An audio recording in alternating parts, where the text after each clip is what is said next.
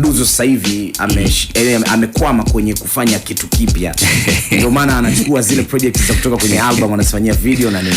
Hapana, yani unajua mimi bwana, mimi kusema kuhusu nyimbo, mimi actually pia natambulisha, nilisema mimi nina nyimbo zaidi ya 30, yani zile 20 zile ambazo tumeziweka kwenye album ni kulikuwa na nyimbo 30 zilikuwa tayari nimeziandaa. Kwa hiyo wewe mtu ukiwa unafikiri labda nimestack na nini, hapana, mimi ni kwa sababu tunaangalia pia album inabidi isogee, na target yangu mimi ilikuwa nifikishe streams milioni 1. Milioni? Yeah. Okay. Kwa hiyo ni target yangu ambayo at least sasa hivi kwa mara mwisho nadhani mwezi wa pili nilipost ilikuwa ni 400,000 na kama 73,000. Lakini sasa hivi at least imefika mpaka 600,000. Kwa hiyo bado navozidi kuipromote na streams na kuwa nyingi, so bado naendelea kuipush, lakini pia nadhani ni wakati pia sasa hivi wa kuachia project mpya. So project mpya soon itakuwepo. Okay. Yeah. Maana nimeona ma video yale nikasema kweli balaa tutapata video ya ngoma zote zinazopatikana kwenye album. Hapana, kwa sababu time pia imeshasonga. So na uongozi tumekaa na tumeshaiweka hii clear. Nadhani sasa inabidi tuachie dude jipya, kwa sababu hii tunapokuwa tunarudi katika kule kwenye album na nini, watu pia wanakuwa na hizo vitu, wana comment kama hivyo, wanahisi kama vile siwezi kufanya kitu kipi. Lakini mimi ni mtu fulani, Mwenyezi Mungu, hii mimi nasemaga mimi ni born talented. Mwenyezi Mungu tu amenibariki hicho kipaji. Mimi naweza nikalala nikaamka nikaandika wimbo. Kila siku naweza kuandika hata nyimbo 5. Na mimi studio watu wengi waga wananishangaa, naweza nikaingia booth mimi nikakaa dakika 10 nikaandika nyimbo hapo, nikaifanya dakika 10 tena nikakaa tena dakika 10 nikafanya nyingine. Kwa hiyo mimi kwa siku naweza kuandika hata nyimbo 5, na mara nyingi waga ninaandikia sana watu. Okay. Yeah. Biashara ya uandishi unaifanya? Yeah, naifanya. Okay. Na tena waga si kwa watu wengi sana Bongo Flava. Mimi waga naandikia sana watu wa gospel, kwa sababu wao wanatoaga michuzi sana. Okay. Yeah. Okay. Sana. Kule pia wanafanya naishi. Ndio maana unajisahau kutoa ngoma zako. Hapana, unajisahau muda fulani kutoa kwa sababu ya pengine issue ya uandishi. Kuna kipindi palikuwa na lawama watu ambao wanawaandikia wasanii wengine ngoma. Yeah. Walikuwa wanalalamika, sawa tunalipwa na nini, lakini panakuwa hamna ile appreciation kuonyesha kwamba hiyo bana track hii imeandikiwa na fulani na nini. Ikaja ile ikafanya game ya kuandikia wasanii ngoma ikawa kama imepoozwa hivi. Imepooza. Yeah. Kwako namna ambavyo una drive hiyo issue ya kuandikia watu ngoma, kuna sehemu inakuumiza, yani hapa bwana huyu jamaa mbona ngoma imeenda alafu atoi appreciation kwangu kama nimeandika, yani kuna sehemu inakukwaza? Hapana, mimi binafsi hainikwazi, kwa sababu mimi unapokuja na unaongea na mimi biashara. Okay. Bwana mimi mtonyo wangu ni huu hapa. Ukinipa mtonyo wangu mimi naandika, wewe utajua mwenyewe, useme mimi ndo nilokuandikia, usiseme. Okay. Mimi kwangu hainikati. So as long as kama umeshanipa mkwanja yangu mimi fresh, ina noma. Na ngoma hata hit wewe hauna percent wala mambo yake. Kwenye percent huko sasa ni watu wengi nadhani pia tulishaongeaga na watu waliniweka hii kitu la, unajua katika hii masuala ya percent ni lazima ufanye kitu fulani hivi. Kuna sehemu ambayo inabidi usign nao ili uwe katika recognition ya kwamba wa distributors wao wanakurecognize. Kwa hiyo kwa kibongo itaweza ikawa ngumu sana kwa watu wengi waandishi kama hawafahamu kwamba ni lazima kwanza uwe na hiyo kitu. Kuna sehemu lazima ujiunge na nini, and ukishajiunga kwenye distribution kule, mtu anapoenda kuupload labda kwa distributors na nini, inabidi kama atakumention pale ndo inakuja direct kwa percent zako. Okay. Kwa hiyo kama uijui hiyo pia inakuwa ni tatizo kidogo, na watu wengi najua hawajai kufanya hicho kitu. Kwa hiyo yani watalalamika na kila kitu, lakini hiyo ni elimu nyingine pia inabidi waijue. Okay. Yeah. Mwaka juzi umetoa album yako na ilikuwa Valentine. Of course, hongera, sijui kama nilikupaga hiyo hongera. Hongera sana kwa ule uzinduzi bana, ilikuwa babu kubwa. Lakini sasa hivi unaona game inapokea watu wengi ambao wanatoa album. Yani wasanii wengi sasa hivi wanatoa album na zinalipa album zinalipa, lakini so far pia inakutengenezea wigu. Yani unajua mtu atakujaji vipi kama wewe ni msanii mkali kama una album. Okay. Album pia ni kipimo cha wewe kuonesha kwamba mimi nina album 2 na album 1 na album ngapi. Kwa hiyo hata unapokuwa labda unataka kufanya collab na watu wengi wa nje, wana hiyo kitu, wanaangalia huyu pia ana collab ana nini, ana album na nini. So inakutengenezea pia jina hilo. Okay. Yeah. Na ile ilikuwa ni album yetu ya kwanza. Ilikuwa album ya kwanza. Na kwenye masuala ya kukulipa imekulipa vizuri. Imenilipa vizuri. Namshukuru Mwenyezi Mungu katika hiyo vitu, kwa sababu niliposti, nadhani niliposti mwaka huu. Yani mimi ni si kwa kujisifu, lakini mimi nadhani ndo mtu ambaye Morogoro hapa ni album yangu nimeitoa alafu imesikizwa zaidi ya nchi 23 alafu zote za mbele. Okay. Na nilipost Instagram, ukipita kuna hiyo post nimepost na nika screenshot hizo nikakuonyesha kabisa, yani ni nchi 23 na zote ni za mbele. Okay. Na tunaendelea kumshukuru Mwenyezi Mungu. Kuna goma kama Ariana pia sasa hivi linafanya vizuri sana nchini Haiti. Okay. Yeah, na kuna ma TikTok kibao. Yani ukipita sasa hivi unakuwa unashangaa, mimi naposti sana vitu vya Ariana ambao wimbo una zaidi ya mwaka nadhani au miaka miwili. Lakini sasa hivi Haiti ni ngoma ambayo watu wengi wanajisnap nayo. Kwa sababu hata ukipita kwenye Instagram account yangu utaona vitu ninavyorepost au ninavyovipost ni kuhusu masuala ya TikTok, watu wanaiposti sana hiyo nyimbo. Yeah. Bana bab kubwa, tuko na Duzukan, fundi wa muziki kutoka Bongo Tanzania.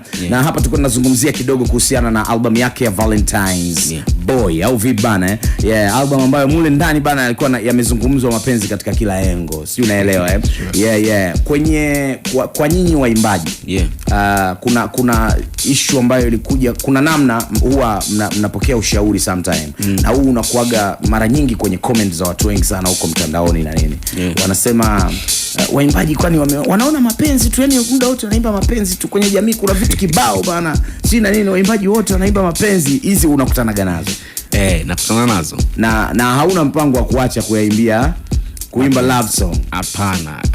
Unajua hii ni inatokea pia na mood ya mtu. Yani uwezo mimi ukaniambia niandike kuhusu mtaafu, mood yangu muda huo unaanza mapenzi.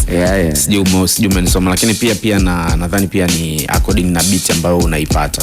Kwa sababu mimi katika project ambazo nadhani zitatoka soon, kwa sababu nimekwambia kuna project hapa nitaanza kuziachia mpya. Ni sio tu nimejaribu kuimba sijui mapenzi, nimejaribu kumix pia. Na hata hivi kwa sababu watu wengi sana ambao nimeandikia gospel pia na wenyewe wamesema basi fanya hata useme kama ni gospel, basi ifanye kama iwe ni inspirational song. Kwa hiyo hizo pia nimezifanya na nadhani pia zitatoka, zitahusu sana mtana, nadhani zitakechi sana. Bana Duzu ndani ya Mega Mix Show ya Abud FM. Hivi ndo vile si ufanya Jumatatu tu Ijumaa. Yo solo.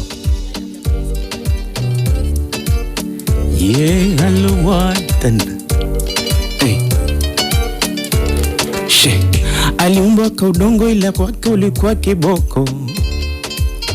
Mi corazon una uzuri hadi kero. Lazizi ni mkariaga nyonga. Mahaba yazidi watu wote kutusonda. Que se desestrere cementerio. Solo tú eres tú. Que se desestrere cementerio. Solo tú. Solo tú. Solo tú. Ay, twende mama, solo tú, tú, mama, solo tú, haga solo tú, solo tú. Parira, pariri papapira, parara, parera, parira papara. Vile waitunza na inyonga inisokuwa na ngonda. Hakika wewe ni mshumaa ndani ya nyumba.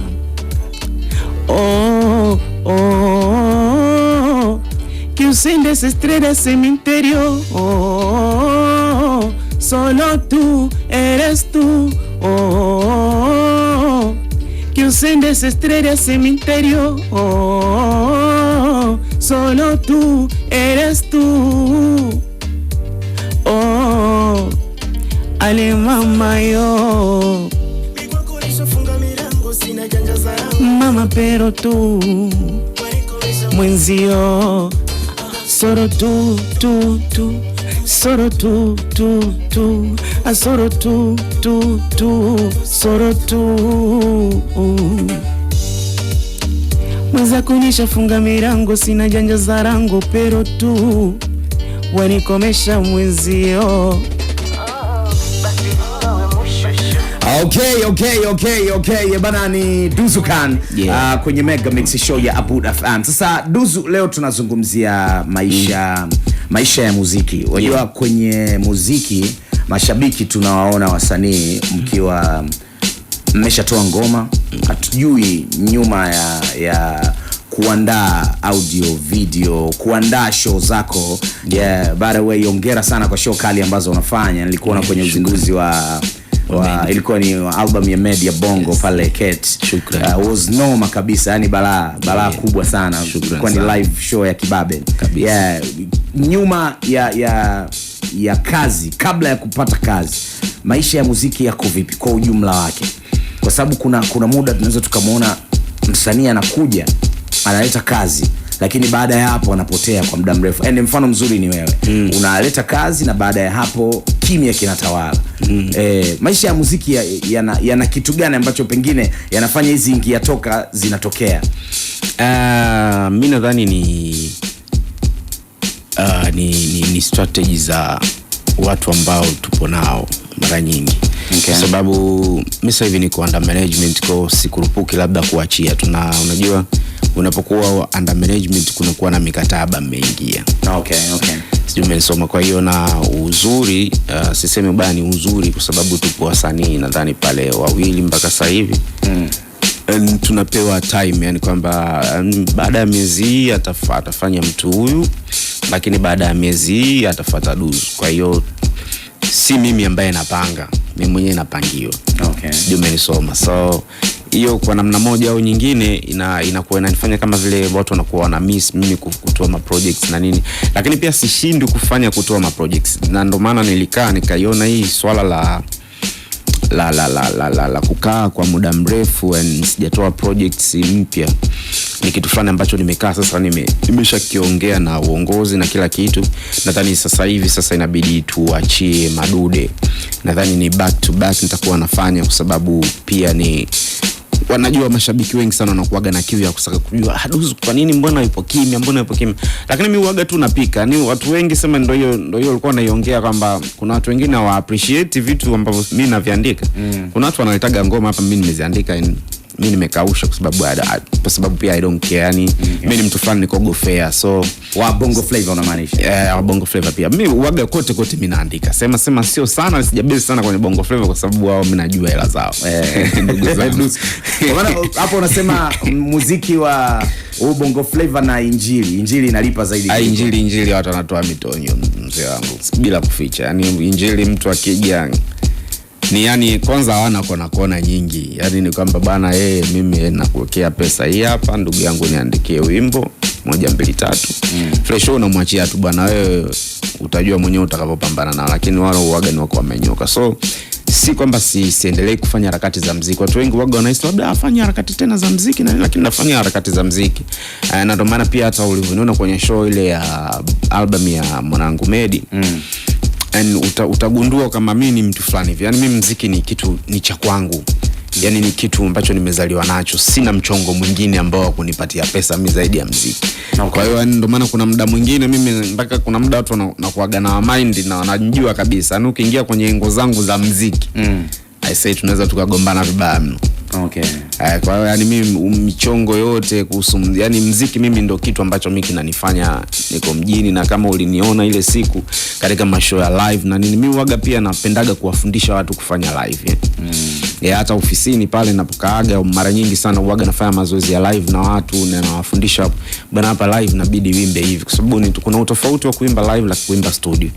Hiyo ni vitu viwili tofauti. So mimi muziki ndio maisha yangu kabisa halisi. Yani mimi kuanzia asubuhi mpaka jioni mimi naishi kimuziki tu.